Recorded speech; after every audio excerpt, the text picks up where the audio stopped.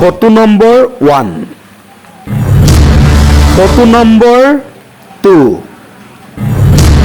Photo number 3, photo number 4,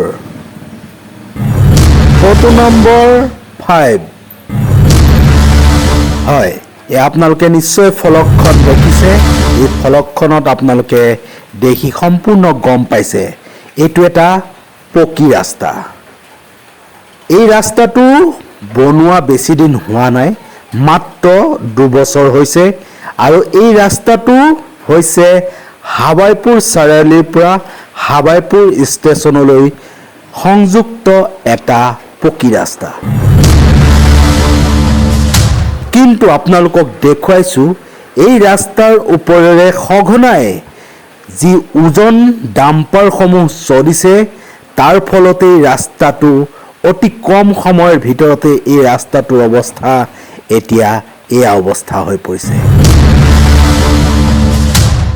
কিন্তু দুৰ্ভাগ্যজনক যে এই পকী ৰাস্তাৰ ওপৰত এতিয়া ৰাবিছ পেলাইছে একাংশই।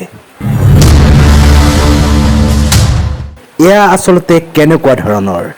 এই ক্ষেত্ৰত সেই ৰাস্তাৰ ঠিকাদাৰ বা ৰাস্তাসমূহ বনাইছিল তেওঁলোকৰ জ্ঞাতাৰ্থে আচলতে এই ভিডিঅ'টো আজি প্ৰস্তুত কৰা হ'ল, যাতে এই ধৰণৰ কাম কেতিয়াও তেওঁলোকে নকৰে আৰু চৰকাৰ প্ৰশাসনেও যাতে এইসমূহ দৃশ্যৰ ওপৰত চকু দিয়ে।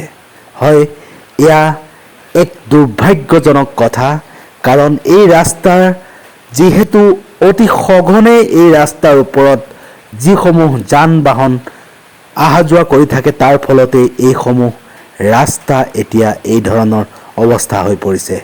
ভৱিষ্যতে কেনেকুৱা ইয়াৰ ওপৰত লক্ষণীয় ব্যৱস্থা লয়, সেয়া হ'ব অনাগত দিনত এক প্ৰশ্নবোধক।